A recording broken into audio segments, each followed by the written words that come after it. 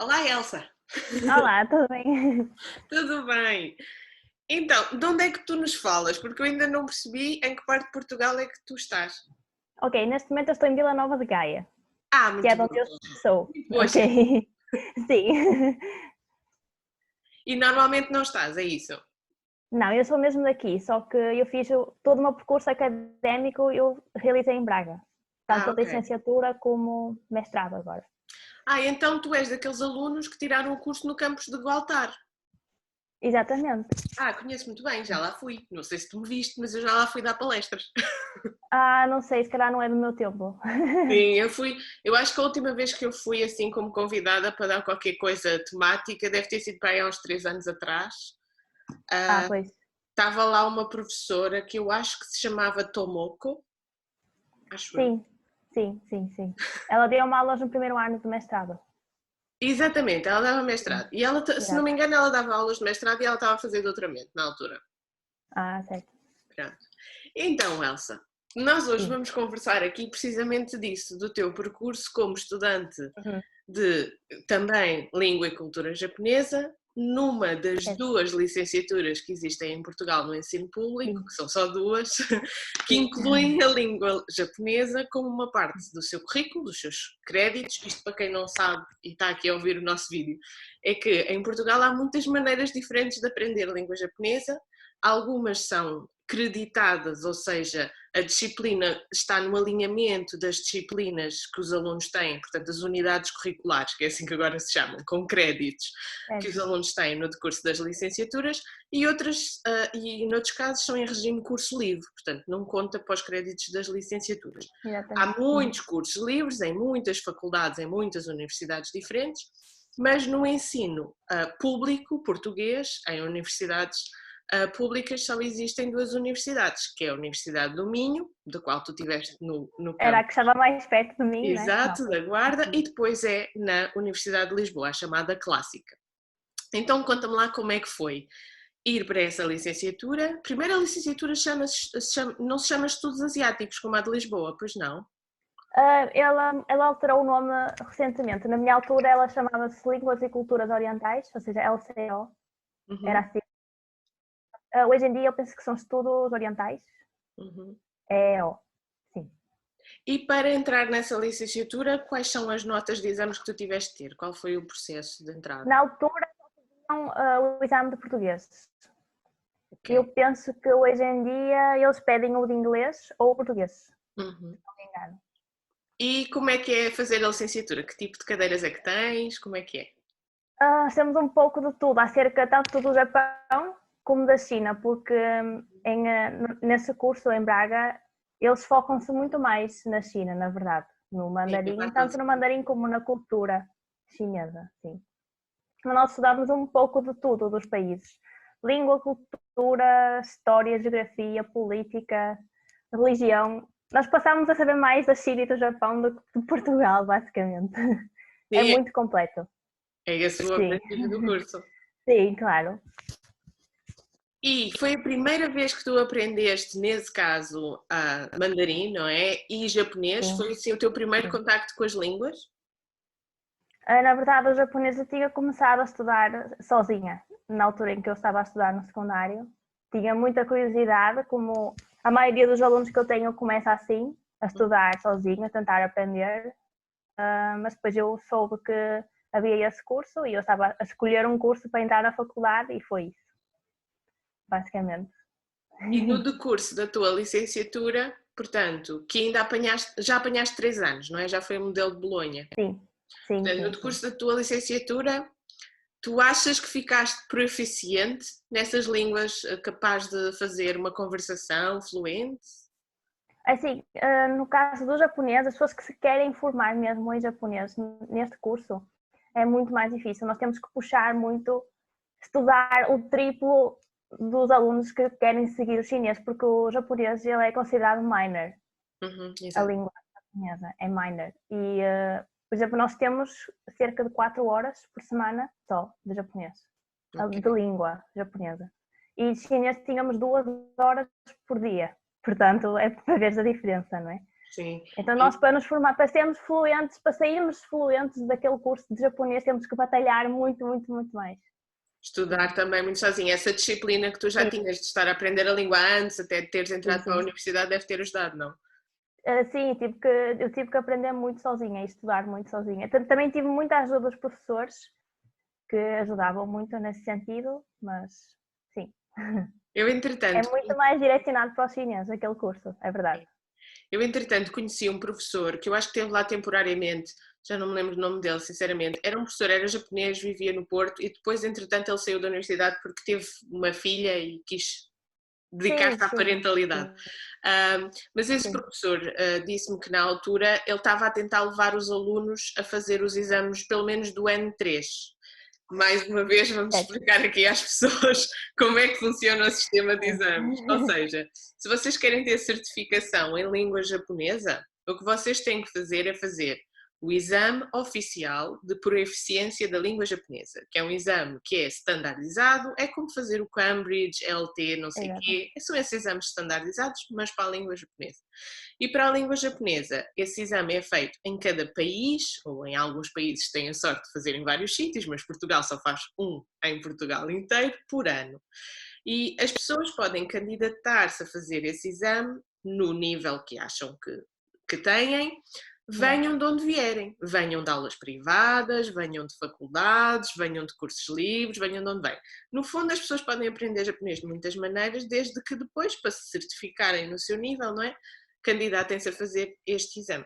E este professor que eu conheci, que estava a dar aulas no teu polo de Braga, tinha-me dito que estava a tentar levar alunos a fazerem o N3. Portanto, é uma coisa que não é dentro da faculdade que se faz, dentro dessa universidade que se faz, mas que se pode fazer o N3 para ter a certificação.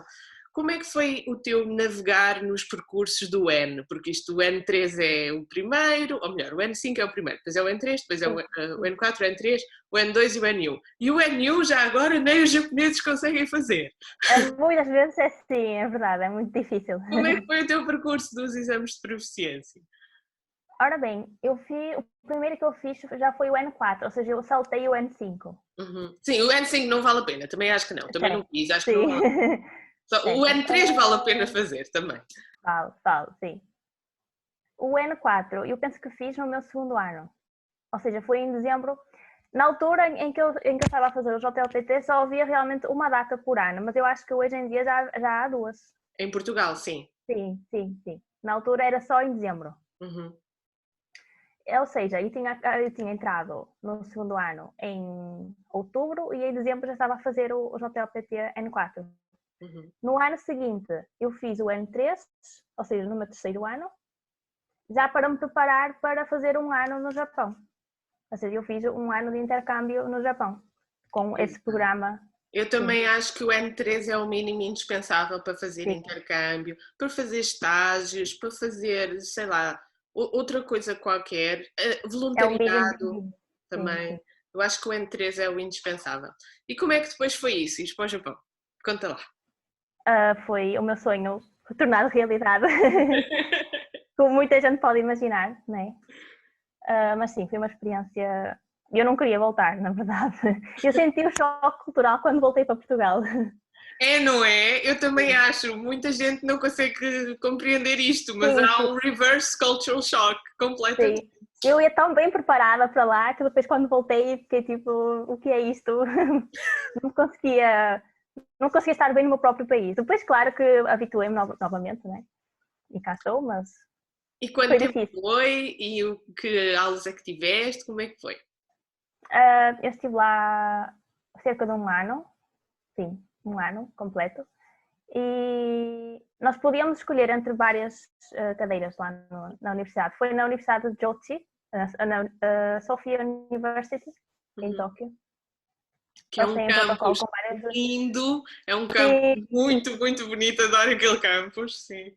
Aqueles edifícios de tijolo, é tão giro. Sim, é muito bonito. E pronto, nós podíamos escolher, dentro da nossa área tínhamos uma vasta gama de cursos que podíamos escolher. No meu caso, eu optei só por me focar só mesmo no japonês, na língua japonesa, então tive um curso intensivo Penso que escolhi mais uma ou duas cadeiras sobre cultura e religião, só para encher o resto do tempo. E pronto, basicamente, eles são muito bons a ensinar línguas, são muito bons em línguas, história, humanidades, aquela universidade é muito, muito boa nisso.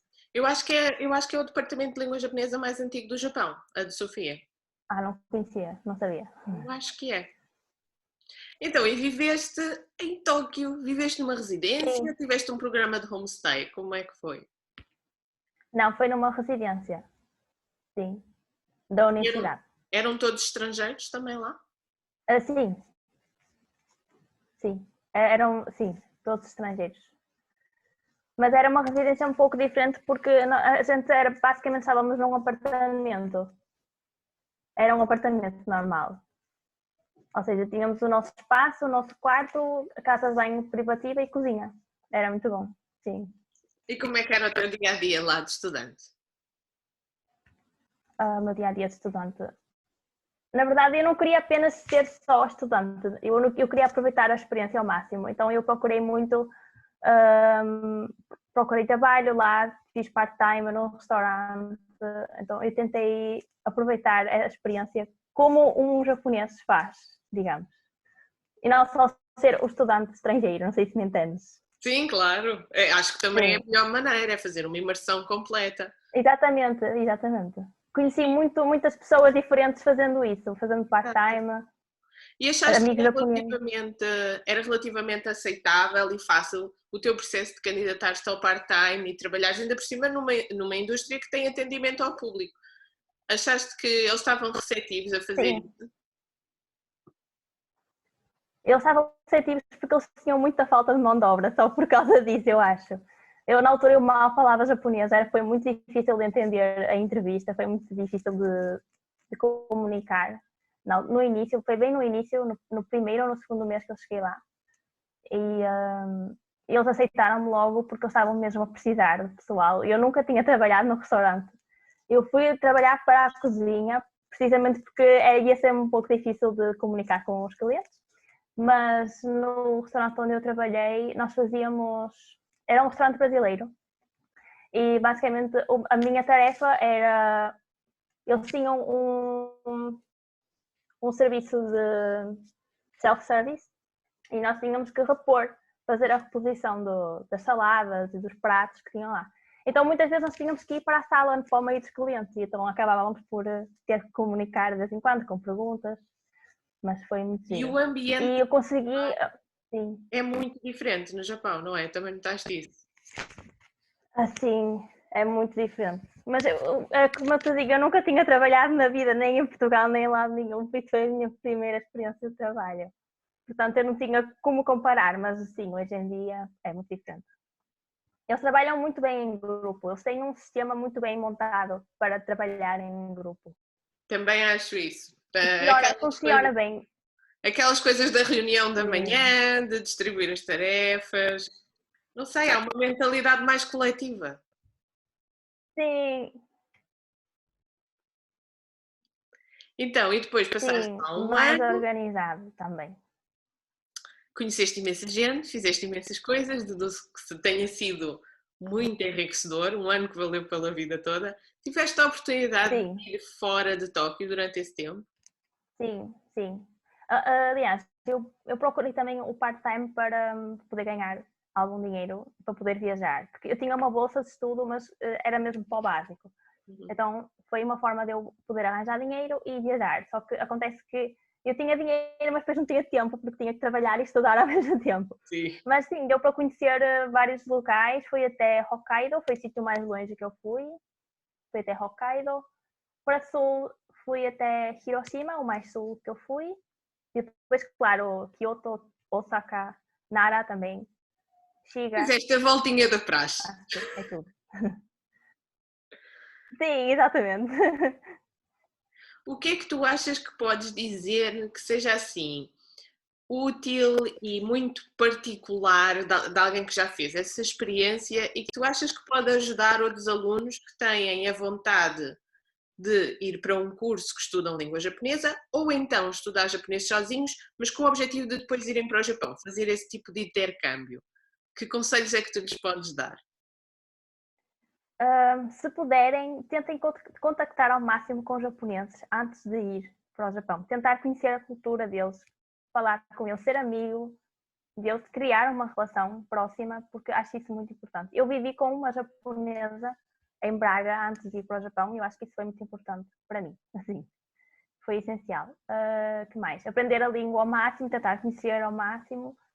Lá está, esse contacto com uma pessoa japonesa, precisamente para treinar a língua, tentar soltar a língua, falar, não é? Porque estudar só não chega. Uma pessoa tem que praticar, Sim. não é? Perder o medo. Pronto. Exatamente. E não ter medo de errar. Falar, mesmo que estejamos a dizer uma barbaridade, e ter essa pessoa para nos ajudar e corrigir, também é importante. O que mais? Estudar a cultura, obviamente. Basicamente eu acho que é isso. Houve assim alguns momentos quando estavas no Japão no teu estudo ou no teu trabalho ou até nas tuas viagens em que tiveste assim alguma história que queres partilhar com as pessoas? Eu tive uma história muito curiosa trabalhando num restaurante. Eu estava a repor alguma coisa e de repente ouvi alguém. Nós tínhamos lá azeite de galo. Nesse restaurante tínhamos azeite de galo português. É curioso também. Mas eu estava lá a limpar a minha zona e ouvi alguém assim a falar português e eu pegar no azeite de galo e a falar para si mesma e eu percebi que ela era portuguesa. E meti conversa com ela imediatamente. Claro. Ela ficou muito, muito surpresa por estar alguém a trabalhar num restaurante em Tóquio e ser reconhecida só por uma garrafa de azeite. Foi muito engraçado. Essas pequenas coisas fazem toda a diferença, completa. sobretudo quando nós já estamos lá há meses e ouvimos português do outro lado e pensamos, Exato. é na minha cabeça ou eu estou realmente... Não é? Isso acontece. E depois terminaste a licenciatura, voltaste e depois começaste a ensinar língua japonesa e a fazer o mestrado. Ou houve uma ordem diferente das coisas? O que é que fizeste primeiro? Um bocadinho diferente. Conta lá. Antes de ir eu já tinha começado a ensinar, mas de uma maneira muito, muito informal. Digamos, eu cobrava mesmo muito pouco e era só mesmo para ganhar alguma experiência, para rever as coisas que eu tinha aprendido também. E foi aí que eu descobri que eu gostava mesmo muito de ensinar. Foi uma paixão que surgiu aí. Depois, entretanto, eu tive que terminar, tive que deixar esses meus alunos para poder ir para o Japão e depois, quando voltei, fiz alguma publicidade na internet para tentar conseguir mais alunos. A partir daí, sempre tive alguém, 2 ou 3 pessoas. E como é que são os alunos que te aparecem? Mais pequeninos? Qual é que é a experiência deles? Curiosamente aparece-me de tudo. Eu já tive de tudo. Já tive pessoas mais velhas que queriam visitar o Japão e queriam saber alguma coisa de japonês. Recentemente têm aparecido muitos menores, pré-adolescentes, adolescentes, jovens, que eu fiquei muito surpresa porque eu pensei que já estava a cair um bocado de moda, a ficar fora de moda, não sei, porque agora há muita popularidade da Coreia do Sul e não sei o quê, e eu penso que as pessoas querem mais aprender isso, mas fiquei muito surpreendida porque tive pela primeira vez alunos menores, ou seja, tenho um aluno com 15 anos, tive uma com 13 e está a ser um desafio para mim também, porque ensinar a crianças é muito diferente.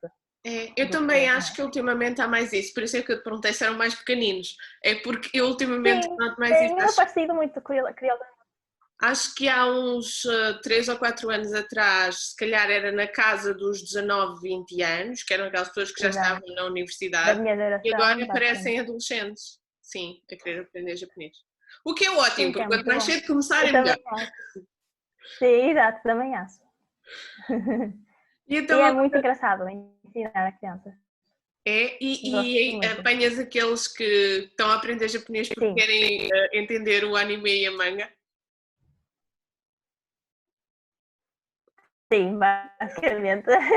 É essa a motivação deles, não tem nada de mal, mas...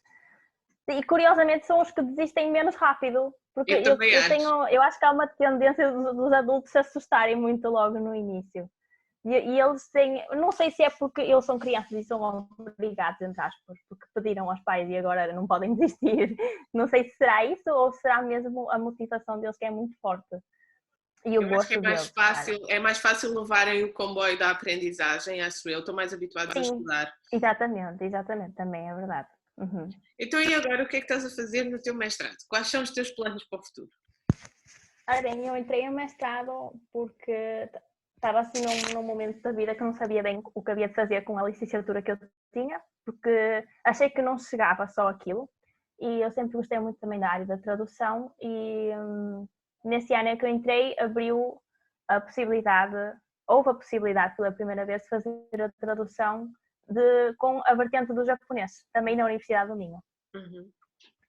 Daí a professora Tomoko também Sim, também dá. ter começado, sim, pela Sim. primeira vez. E eu acho que esse mestrado de tradução vai ser muito bom. Há muita necessidade de tradutores e intérpretes também oficiais. Acho que há muita necessidade disso. Há dias fiz uma conversa com o André Pinto, que está a viver no Japão já há alguns anos, e ele estava a falar, e muito bem, que nós estamos a formar pessoas e agora queremos é fazer traduções da língua original para o português, porque esta coisa de andarem a traduzir coisas japonesas a partir do inglês e do francês não dá com nada. Não resulta bem, é verdade. E como é que está a ser até agora a experiência de mestrado?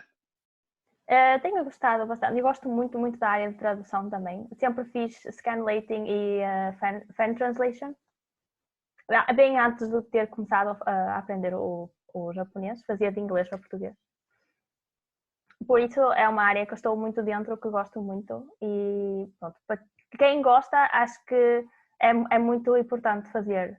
Antes de começar a fazer tradução profissional, tirar algum curso, mas não seja para aprender um bocado também da teoria da tradução, Sim. que é muito importante também, não é? Sim. E agora que estamos todos a fazer aulas online, É verdade. continuas a dar aulas de japonês online? Sim. Pela primeira vez tive, né? Houve essa necessidade mesmo de fazer online e tem corrido muito bem, por acaso. Eu nunca pensei que fosse correr tão bem a aulas online, porque hoje em dia é muito fácil, não é? Com este tipo de programas, com o Zoom, poder partilhar o ecrã. Tipo, se calhar até se vê muito melhor do que se estivermos num sítio qualquer público, eu acho. E o ambiente em casa também pode ser mais calmo, por isso tem essa vantagem. Eu acho bom, não temos que sair de casa.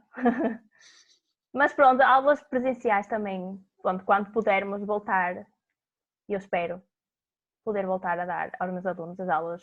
Sim, é importante. E a conversação, como tu estavas a dizer, a conversação com falantes nativos é indispensável.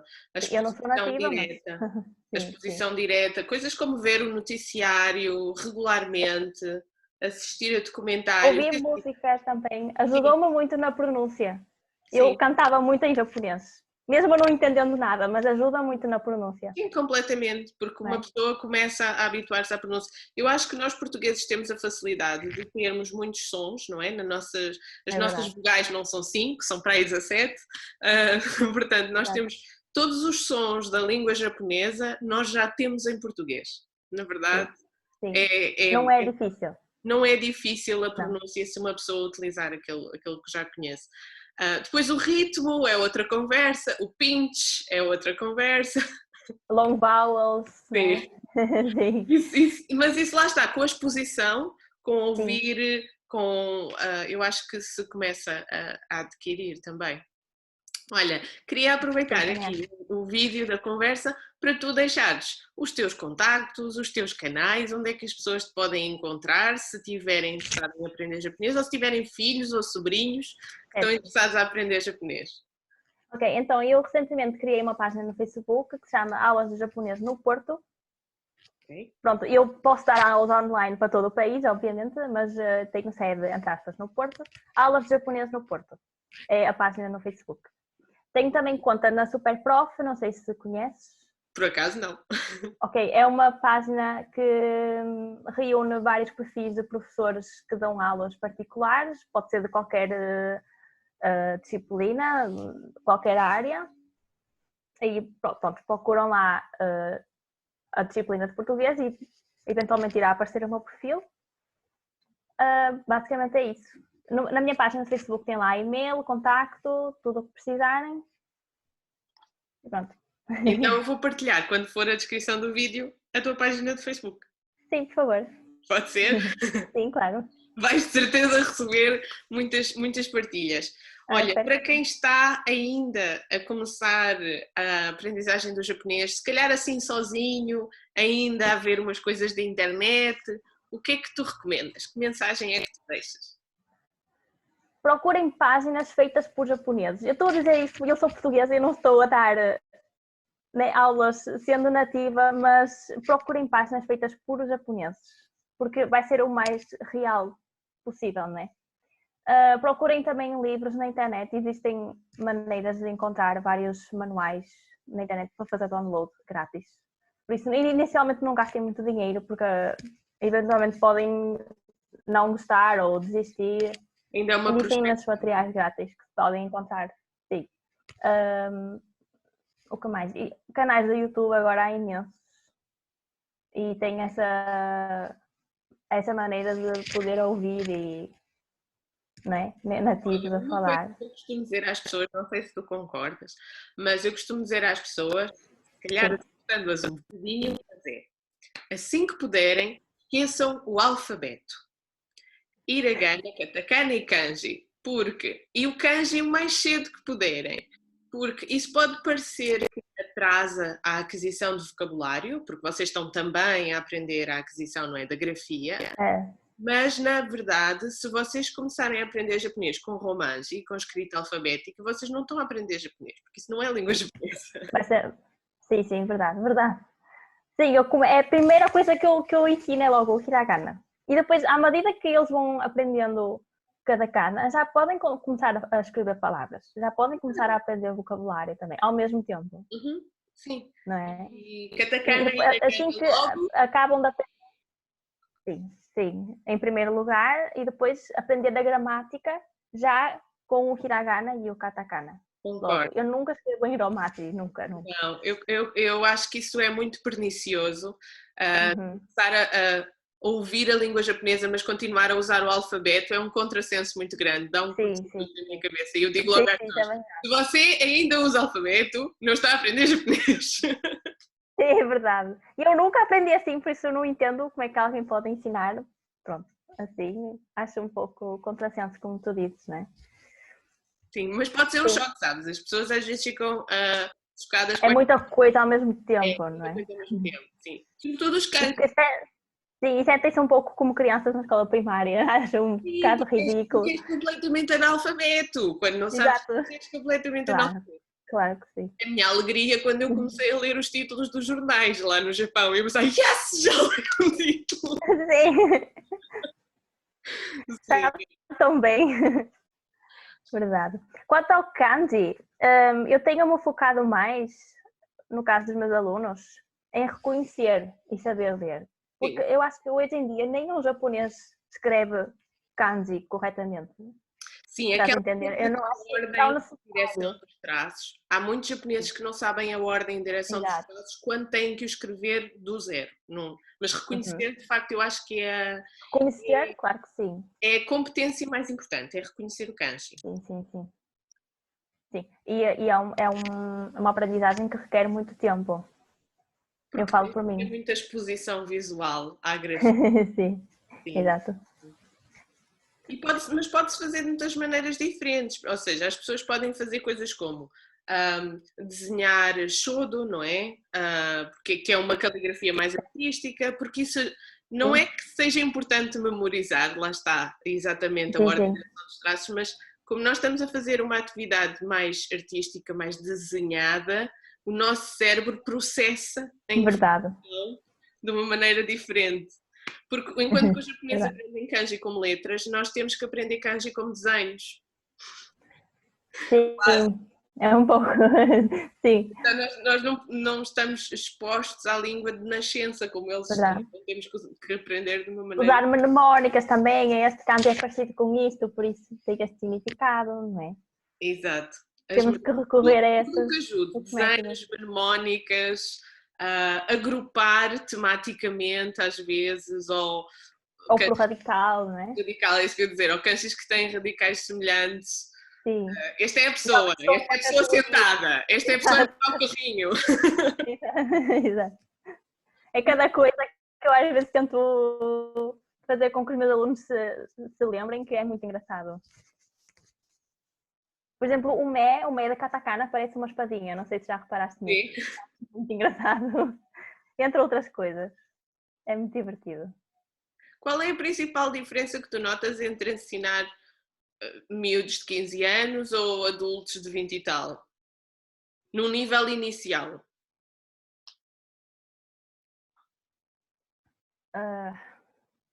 Eu sinto que tenho que motivar muito mais os adultos para eles não desistirem.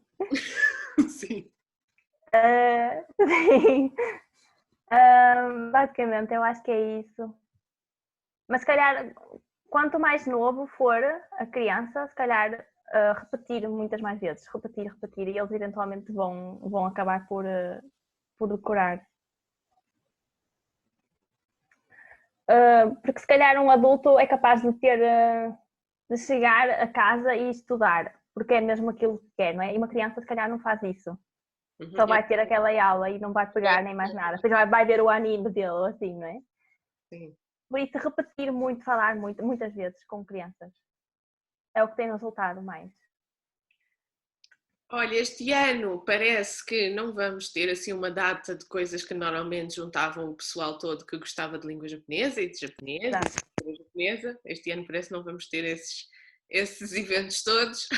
Portanto, eu espero que a gente continue ligados virtualmente e que as pessoas sigam também o link que eu vou pôr aqui na descrição para te encontrarem, falarem contigo. Há várias, por acaso já me apercebi, há várias pessoas que fazem esse curso que tu fizeste em Braga e gostam mesmo muito de língua japonesa. Porque, como tu disseste, é preciso gostar muito de língua e cultura japonesa para vingar nesse percurso académico. Sim, eu lembro-me quando entrei no meu curso, que era o curso em Braga que tinha mais desistências. Não, era o segundo curso que tinha mais desistências. O primeiro era medicina e o segundo era LCO. É porque ficou-me na cabeça. São aprendizagens muito exigentes. Sim, E as pessoas, quando entram para um curso só porque gostam da cultura oriental, mas não estão a ver a quantidade de horas de trabalho que aquilo depois desistem. É sempre assim.